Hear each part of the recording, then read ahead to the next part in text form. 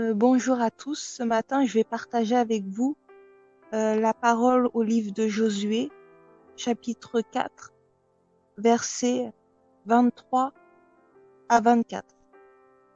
Car l'Éternel, votre Dieu, a mis à sec devant vous les eaux du Jourdain, jusqu'à que vous ayez passé comme l'Éternel, votre Dieu, l'avait fait à la mer Rouge qu'il a mis à sec devant nous, jusqu'à que nous ayons passé, afin que tous les peuples de la terre sachent que la main de l'Éternel est puissante, et afin que vous ayez toujours la crainte de l'Éternel, votre Dieu. Donc vraiment, Dieu, il faut savoir que Dieu est puissant et que c'est lui qui a fait passer le peuple juif dans l'eau du Jourdain, qui a séché l'eau du Jourdain pour qu'il passe. Comme il a séché, il a fendu la mer Rouge en deux pour les faire passer, et que voilà, quoi, rien n'est impossible à Dieu.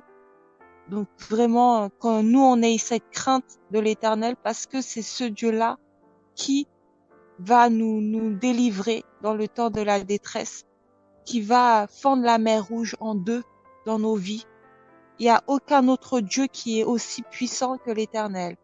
Le Dieu que nous servons, c'est un Dieu puissant, et il mérite vraiment toute notre crainte en fait. Si on le craint pas, eh ben on pourra jamais avoir des situations dans nos vies qui se déplacent, des solutions. C'est en le craignant, en faisant sa volonté, en marchant dans sa sainteté, dans sa justice, en pratiquant pas le péché, le mal, que là Dieu va agir comme il a agi euh, dans le passé pour le peuple d'Israël. Il a fendu la mer Rouge en deux pour les faire passer à pied sec dans cette mer et les faire sortir de leur terre de servitude en Égypte. Il a aussi éloigné les eaux du Jourdain, asséché le Jourdain pour les faire marcher, pour leur faire entrer dans leur Canaan, leur terre promise. Mais ce passage-là, il leur dit, oui, moi je fends la mer Rouge dans ta vie et j'éloigne aussi, j'assèche les eaux de ta vie pour te faire aller de l'avant, te faire marcher, te faire aller de l'autre bord, la terre que moi j'ai pour toi en héritage, une terre de prospérité, de grâce, de bénédiction. Mais en retour, Dieu dit aussi, respecte mes commandements, marche selon ma justice, selon ma vérité. Crains, c'est ça. Respecter les commandements de Dieu, ça passe déjà d'abord par sa crainte, la crainte de l'Éternel. Si on ne craint pas Dieu, on ne peut pas le respecter ses commandements, on ne peut pas faire sa volonté. Il faut d'abord avoir peur de, de, de craindre d'être puni. Il faut désirer marcher dans sa sainteté, vouloir faire ce qui est bon pour lui. Et là, la récompense sera dans nos vies, en fait. Si on ne craint pas Dieu, si on ne veut pas marcher selon sa volonté, selon ses lois, ses principes, eh ben Dieu ne peut pas non plus accomplir toutes les promesses qu'il avait dans nos vies. Parce que le projet de Dieu, c'était que Israël ne reste pas captif en Égypte, esclave des Égyptiens, esclave du Pharaon. Il avait d'autres projets pour eux. Mais c'est par leur crainte, leur obéissance que ces promesses-là ont pu s'accomplir. Il leur a d'abord prouvé qu'il était le Dieu vivant en fendant la mer Rouge en deux et en asséchant les eaux du Jourdain pour qu'ils puissent passer à leur terre promise, à leur Canaan. Mais ensuite, il veut aussi, alors, en retour, que eux aussi puissent marcher selon ses voies, respecter les commandements. Et nous, c'est pareil. Dieu, des fois, va faire des miracles, va nous aider, dans certaines circonstances, va envoyer des gens pour nous secourir, va nous parler à travers des circonstances pour pas que on tombe dans certains pièges. Mais aussi, dans d'autres moments, ce sera à nous aussi de faire nos preuves, de marcher en conformité à sa volonté, à sa parole, à ses lois, pour que nous puissions aussi pouvoir voir sa gloire se manifester dans nos vies. Là où c'est bloqué, là où il n'y a pas de solution, dans les épreuves. Par exemple, on peut avoir la foi en Dieu, mais ça ne suffit pas. Il faut que la foi aussi s'accomplissent des œuvres, de son obéissance, de sa crainte, pour que nous aussi, nous puissions à notre tour voir les miracles de Dieu, la gloire de Dieu se manifester dans nos vies. C'est sur ce, je vous laisse et c'est tout ce que j'avais à dire pour aujourd'hui. Que Dieu vous bénisse puissamment. Oui, shalom, shalom. Donc moi, je vais partager dans Jean 19, 25, on va lire jusqu'à 27. Donc, près de la croix de Jésus se tenaient sa mère et la sœur de sa mère, Marie, femme de Clopas, et Marie de Magdala.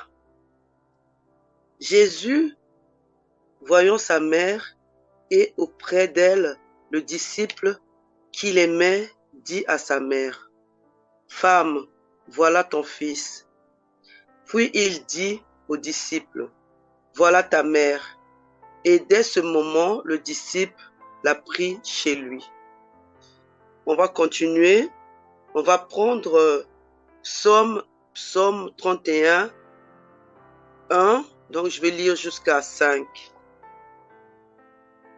Éternel, Éternel, je cherche en toi mon refuge, que jamais je ne sois confondu.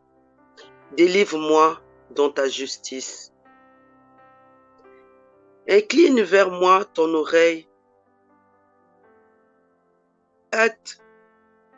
Hâte-toi de me secourir. Sois pour moi un rocher protecteur, une forteresse où je trouve mon salut. Car tu es mon rocher, ma forteresse, et à cause de ton nom, tu me conduiras, tu me dirigeras. Tu me feras sortir du filet qu'ils m'ont tendu, car tu es mon protecteur. Je remets mon esprit entre tes mains. Tu me délivreras, Éternel, Dieu de vérité. Voilà. Continuons. Excusez-moi. Continuons en prenant Hébreux 5, 7 jusqu'à 9. C'est lui qui, dans les jours de sa chair, ayant présenté avec le grand cri et avec larmes des prières et des supplications à celui qui pouvait le sauver de la mort, et ayant été exaucé à cause de sa piété, a appris, bien qu'il fût fils, l'obéissance par les choses qu'il a souffert, et qui, après avoir été élevé à la perfection, est devenu pour tous ceux qui lui obéissent l'auteur d'un salut éternel. Voilà, mes frères et sœurs, je voulais dire que notre Seigneur est Jésus, notre Seigneur est souverain. C'est lui, Seigneur Jésus-Christ, c'est lui qui a pris tous nos péchés. Il est venu nous sauver, donc on n'a plus peur parce qu'on sait que le Seigneur est vivant. Oh, le Seigneur est merveilleux. On peut toujours dire que le Seigneur est merveilleux parce que il prend soin de nous, il est toujours là, omniprésent dans nos vies. Il est présent pour nos enfants, il est présent pour nos maris, nos femmes. Il est présent, qu'on peut lui faire confiance. On peut toujours parler de lui autour de nous, autour de nos amis, que Jésus est pour toi, Jésus est sauveur, Jésus est vraiment souverain. Parce que la dernière fois dans le bus, mes frères et sœurs, j'ai vu une sœur qui était malade. Notre sœur, elle parlait, elle criait. Je lui ai dit, appelle Jésus. Mais comme elle ne connaissait pas Jésus, mais c'est lui qui peut la sauver. Même si on a des problèmes dans notre couple, on a des problèmes, confions notre problème au Seigneur. Confions notre problème. De nos enfants, on a des problèmes. On a nos enfants qui n'arrivent pas à étudier, qui ne veulent pas aller à l'école. Beaucoup de problèmes pour nos enfants. tout, on peut confier ça au Seigneur parce que lui, il prendra vraiment soin de nous. C'est lui qui pourra nous aider. Dans nos vies quotidiennes, il pourra nous aider. Il pourra vraiment faire quelque chose du bien dans notre vie. Parce que nous pouvons que lui faire confiance. Hein. Nous pouvons que lui faire confiance. Nous pouvons que lui parler parce qu'il est souverain. Il est merveilleux, notre Seigneur. Il fait des miracles dans nos vies. Il fait des miracles à tout moment. Notre frère, nos familles, s'ils ont des problèmes, en le confiant dans la main du Seigneur, il va faire quelque chose. On peut pas parler, on peut pas aller confier à nos voisins nos problèmes de nos enfants. On peut pas confier à n'importe qui le problème qu'on a dans notre couple. On peut que le confier au Seigneur. Et le Seigneur, il sait pourquoi il t'a donné un mari. Le Seigneur, il sait pourquoi il t'a donné une femme.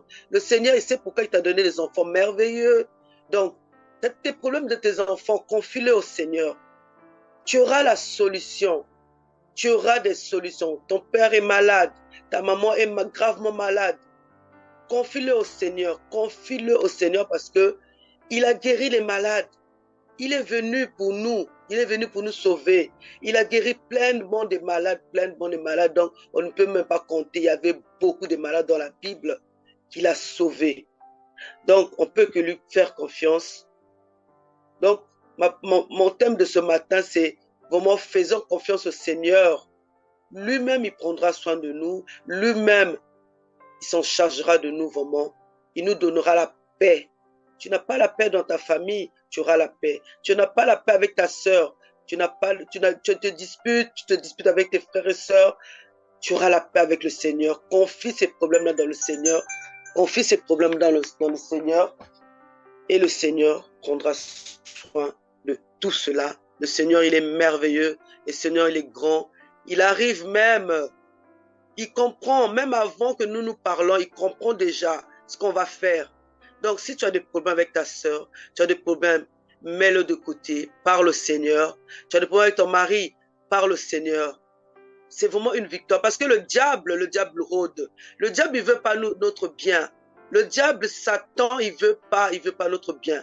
Il veut que nous disputons avec nos familles, avec nos pères, nos femmes, et nos mamans. Il veut pas qu'on ait vraiment cet amour-là. Mais si toi, tu crains le Seigneur, si toi, tu mets tout dans le Seigneur, ta famille sera sauvée. Toi, tu seras vraiment, vraiment une lumière devant le Seigneur. Une lumière dans ta famille. Tu rangeras tous les problèmes qu'ils ont. Tu as des amis qui se droguent. Mais mets-le dans le Seigneur.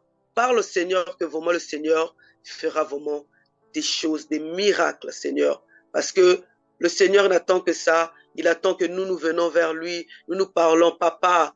Oh, tu es mon roi, papa. Papa, tu es vraiment tout pour moi, papa. Je sais que j'ai confiance en toi, papa. Même si j'ai des combats, mais je sais que toi, tu es ma force. Ma force, c'est toi. La force de mes enfants, c'est toi. La force de mon mari, ma femme, c'est toi. La force de ma famille, c'est toi. Parce que c'est toi seul peut me guérir. Toi seul peut me changer.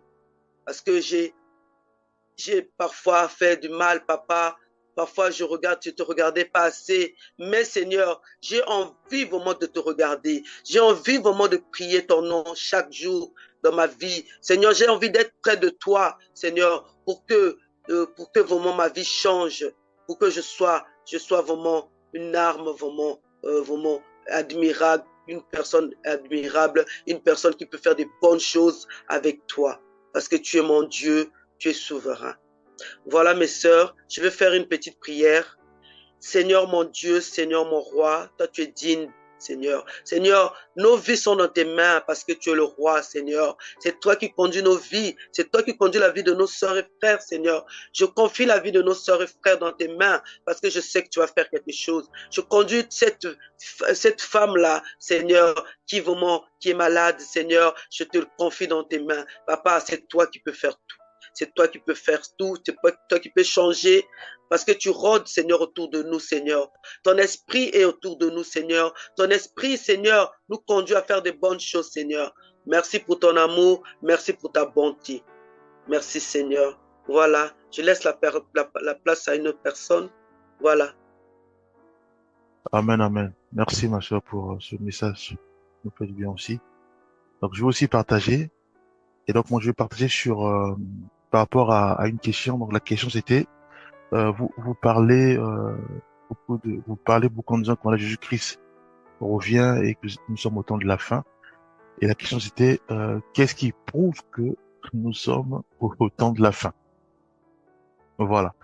Donc, déjà, pour repasser cette question, donc, on va plutôt aller sur un constat, hein, un constat actuel, hein, puisque on parle du temps actuel.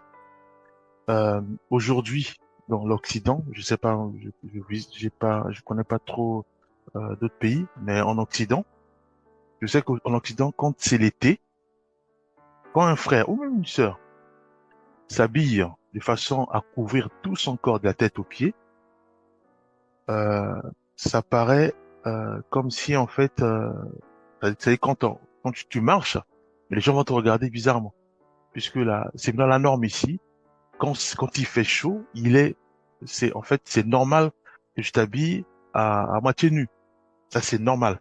Mais quand tu t'habilles de façon à couvrir tout ton corps, les gens vont dire, mais attends, tu n'as pas chaud? Tu n'as pas chaud? Tu n'as pas chaud? Non, ils posent pas des questions.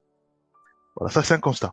Et on remarque que, voilà, donc, il y a beaucoup des cas où, quand on veut faire différemment, maintenant, les gens vous trouvent d'extraterrestres, vous trouvent d'illuminés, voilà, pas mal de choses. Voyez-vous. Donc ça, c'est les choses qui existent maintenant, au temps actuel. Donc c'est pas dans la Bible, au temps actuel. Voyez-vous. Donc déjà, ça, cela montre qu'il y a ce qu'on appelle cassure. Donc il y a réellement un petit fossé entre ceux du monde et ceux qui croient réellement à Jésus-Christ, qui est la parole, et, la parole écrite, la parole faite chair. Hein, puisque la parole nous demande pas mal de choses à respecter, à mettre en pratique. Et le monde, par rapport à son mode de vie, par rapport à son évolution et autres, aussi a aussi ses règles, a aussi voilà ses règles, mais qui est en total opposé avec les règles de notre Seigneur Sauveur Jésus-Christ. Voyez-vous, rien que ça. Et si nous faisons le parallèle, si nous rapprochons, nous voyons aussi au temps de la fin, effectivement au temps de la fin c'était pareil, où l'homosexualité était la norme. Hein, était la norme. Nous voyons encore autant de Lot. Voyez-vous, Sodome et Gomorrhe. Hein, voyez-vous. On va comprendre quelques versets euh, pour étayer tout ça. Donc, prenons Marc 8, verset 38. La parole de Dieu ceci dit, car quiconque aura honte de moi et de mes paroles au milieu de cette génération adultère et perverse, le Fils de l'homme aura honte de lui quand il viendra dans la gloire de son Père avec les saints anges. Alors ici, Dieu parle, il y a 2 points. Il dit adultère et pécheresse. Parce que nous sommes dans une génération où il y a maintenant les normes. De toute façon, on entend pas mal de choses. Ils veulent même légaliser la pédophilie. Voilà. Donc il y a pas mal d'informations qui circulent dans ce sens, où ils veulent reformer quasiment la Bible, parce que le pape veut aussi reformer complètement la Bible. Donc il y a beaucoup d'informations. Alors le Seigneur nous dit ceci à nous, que nous devons simplement parler de lui, c'est tout. On juge pas. Voilà, donc on n'oblige pas un frère ou une sœur à adhérer à la religion chrétienne ou voilà. Donc on parle simplement de Dieu de façon euh, claire, simple, dans la joie et dans l'amour. Mais Dieu nous met en garde. Dieu dit que car quiconque aura honte de moi et de mes paroles et de mes paroles. Donc là, Dieu parle à tous ceux et celles qui maîtrisent la parole de Dieu, qui ont lu la Bible, auxquels le Saint-Esprit les a éclairés et ils ont, ils ont acquis de la connaissance. Voyez-vous? Donc ils savent que aujourd'hui, l'adultère, c'est un péché. La pédophilie, c'est un péché. Ça, c'est dans la Bible. Hein. Euh, voilà. L'homosexualité, c'est un péché. Toujours dans la Bible. Parce que les chrétiens, ça plus que dans la parole de Dieu. La parole de Dieu euh, nous demande à nous d'aller à gauche. On peut qu'aller à gauche. Donc, nous nous appuyons que sur la parole de Dieu. Voyez-vous, la séduction, c'est un péché. Donc, ça, on le connaît. Maintenant, si nous voyons, par exemple, les membres de nos familles euh, marcher dans ce sens-là, à ce moment-là, nous devons leur parler, leur donner l'évangile, c'est-à-dire leur parler de Dieu, leur dire que, dans la joie bien sûr, sans juger, voilà, sans culpabiliser ou non, dans la joie, dans la simplicité, en disant voilà, j'ai lu quelque part que la pédophilie, c'est un péché, l'adultère, c'est un péché, voyez-vous, ou ça peut être autre formule, de manière à ce que les membres de notre famille puissent avoir la connaissance que l'homosexualité, c'est un péché, par exemple. Voyez-vous, c'est de la Bible.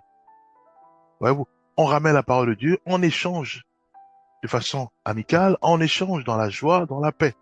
Pourquoi on le fait? Parce que Jésus-Christ veut absolument que son travail puisse toucher, continuer. C'est-à-dire que puisque il est parti, il est au ciel. Aujourd'hui, il intercède pour nous fortifier, pour nous donner la force.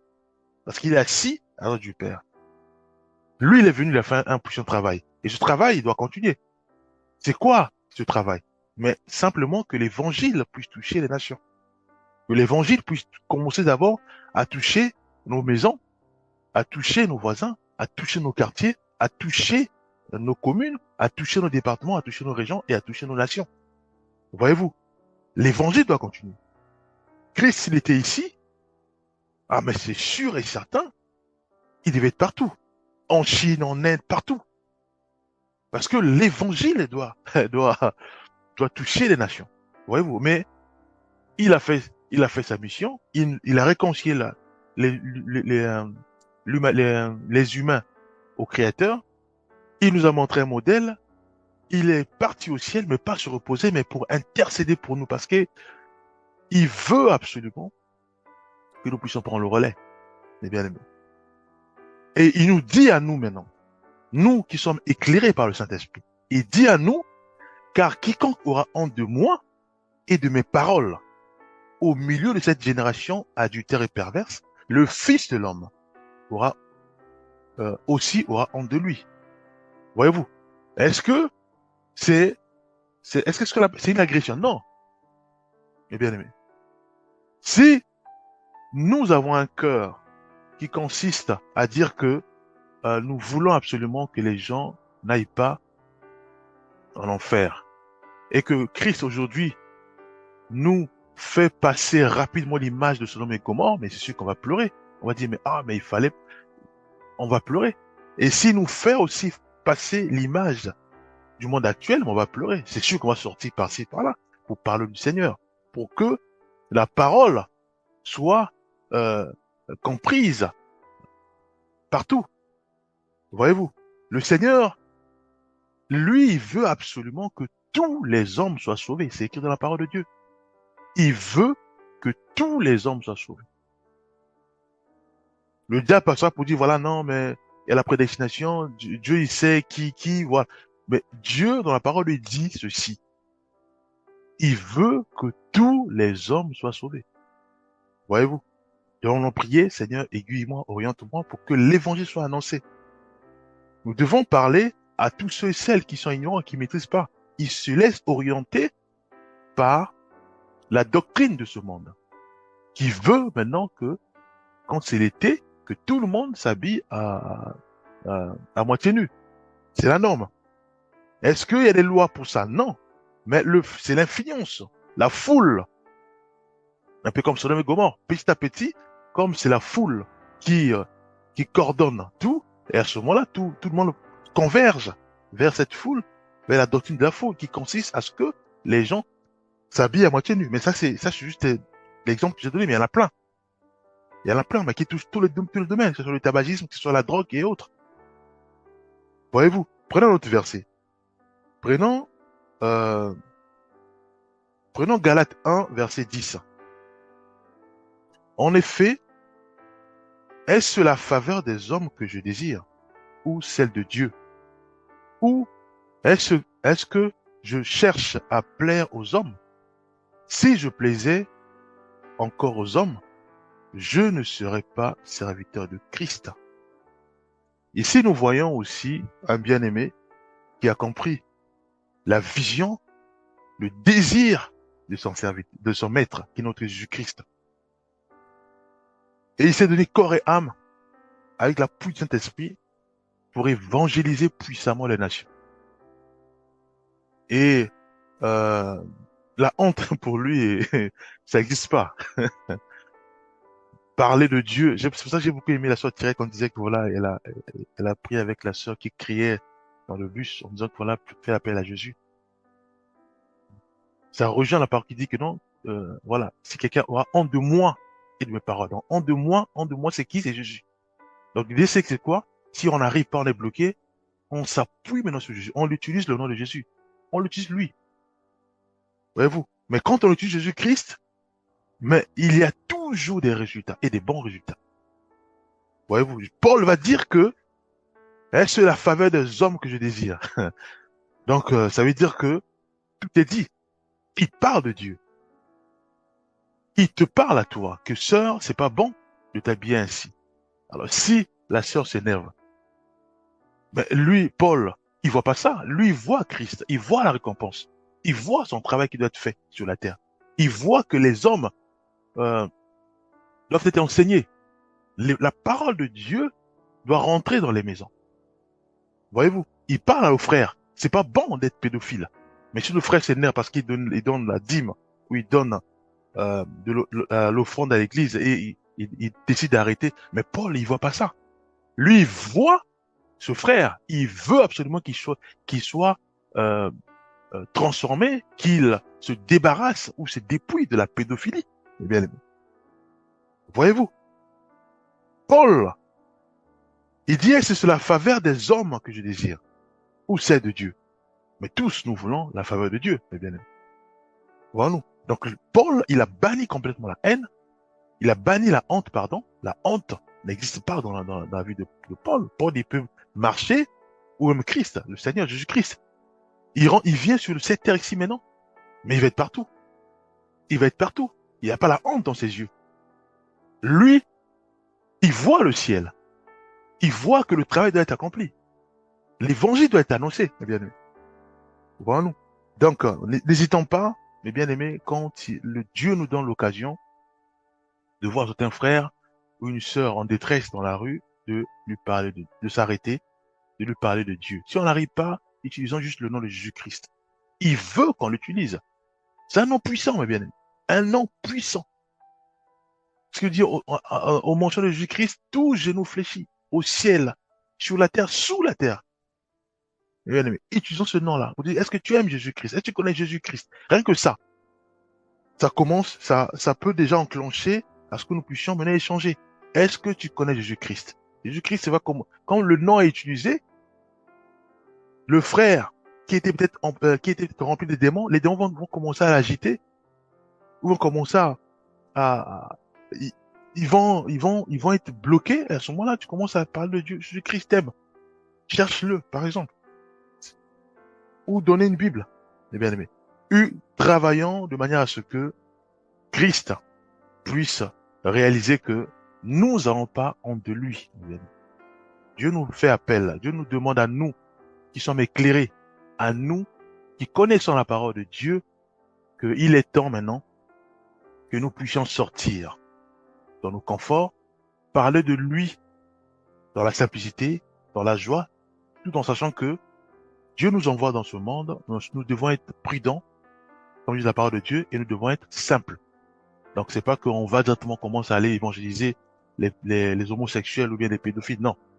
Ça doit être orienté par le Saint-Esprit, avec des stratégies, qui dit que nous devons être simples et nous devons être prudents. Donc bannir l'orgueil, bannir les choses du jugement. Non, non, non. Nous venons dans la stratégie où le quartier doit être évangélisé. Commençons déjà par les tout jeunes, Voilà, les tout jeunes vont commencer à être éclairés et aussi à éclairer aussi leur maison. Voilà, c'est aussi des stratégies. Où on commence par ceux qui sont un peu abattus, on leur parle du Seigneur, eux ils vont être touchés par le Seigneur, être restaurés à leur tour, ils vont commencer à témoigner dans le quartier et aussi le témoignage va toucher le quartier et le quartier va être gagné à Christ. Voyez-vous? Donc c'est des stratégies comme ça, mais que le Saint-Esprit, c'est lui celui qui donne et c'est à nous juste de prier en notre Seigneur, donne-moi les stratégies, je connais ta parole, donne-moi les stratégies pour gagner mon département, par exemple, ma région.